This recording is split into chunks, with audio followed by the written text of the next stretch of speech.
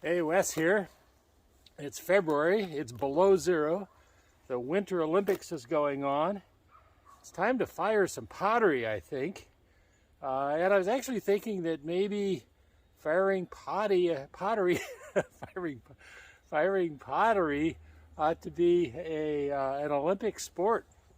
So in any case, my goal today is to break a new record in terms of coldest temperatures for firing pottery. So the first thing I need to do is cut up some wood.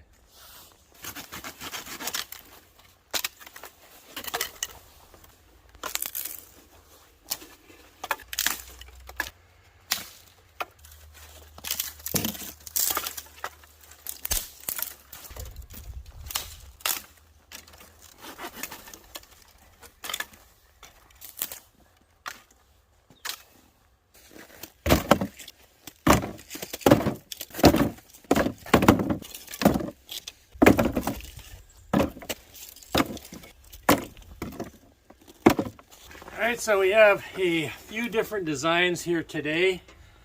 I have kind of a traditional four corners, ancient Puebloan mug. And that's non-slipped. Here's a ladle that I made. All of this pottery has been preheating in the oven inside. Here's another ladle I made. Obviously it doesn't have a handle. That is a result of an accident. Turns out that unfired pottery is kind of fragile. And then this is a Tusayan design bowl. So let's get this stuff arranged. Because it is so cold out and I'm worried about it cooling too quickly, I'm going to be fairly aggressive with the sherds that I use.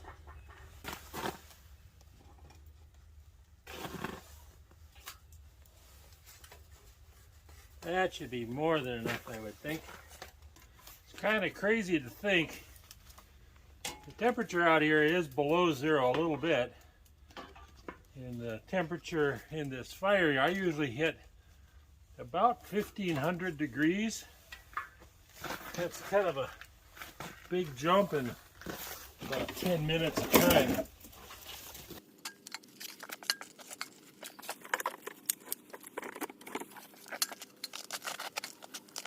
And here we go. Should start off.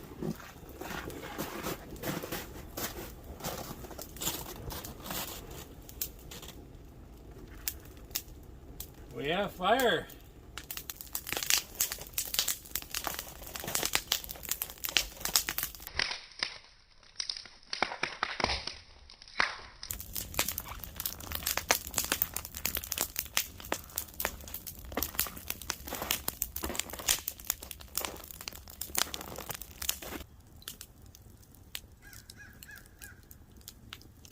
I am satisfied with the fire.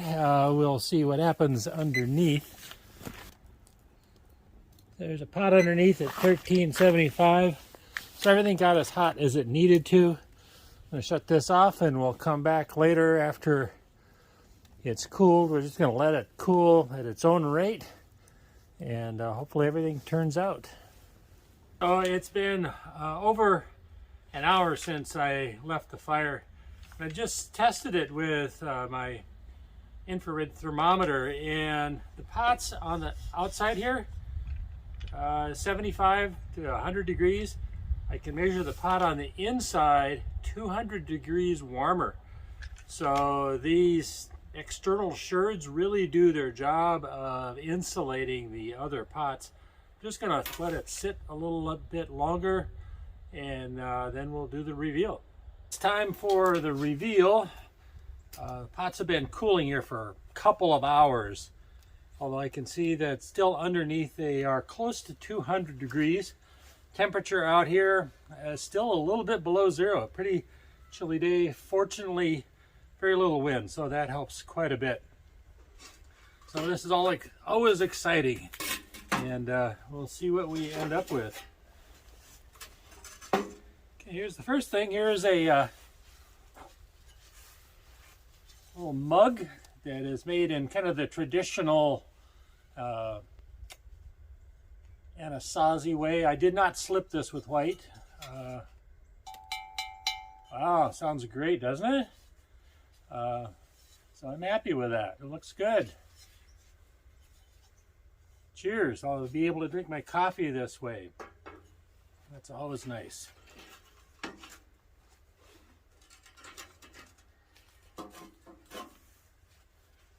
Okay, so these are still a couple hundred degrees. Here is this actually is the bowl from a ladle, and I painted it. I accidentally knocked the handle against my workbench, and guess what? It just fell apart into a whole bunch of pieces.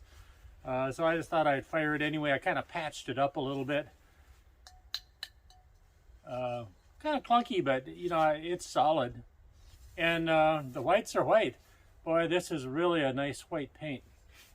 I'm happy with that. So this here is a Tucson style Segi orangeware. So the paste or the clay is an orange color, red paint outlined in black. And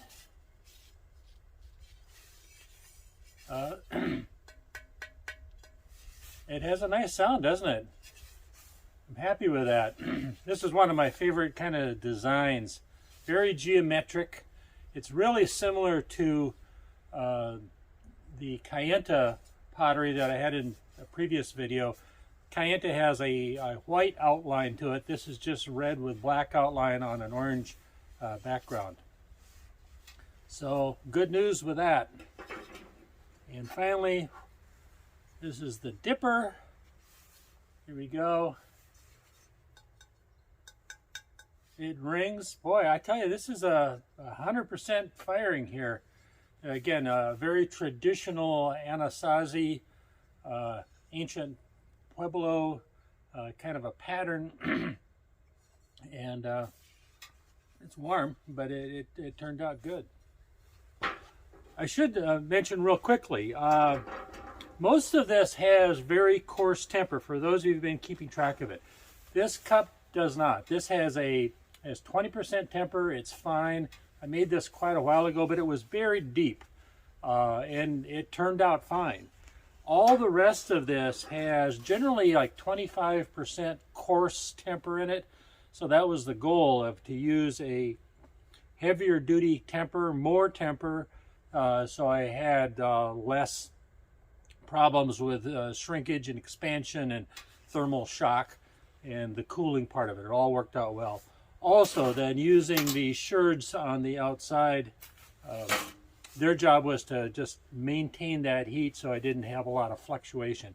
So everything turned out right. You know, so if you can fire pottery at below zero temperature and be successful, there's no reason why I can't make pottery all year round. So it's been a good day, a really good day. It's a lot of fun. Thank you, everybody, for joining me. I really appreciate it. All of you who subscribe and watch and make comments. It's all very motivating and certainly very appreciated. So thank you so much. Till next time, this is Wes with Airstream Wanderings, wishing you health, happiness, peace, and love. Take care. Bye-bye.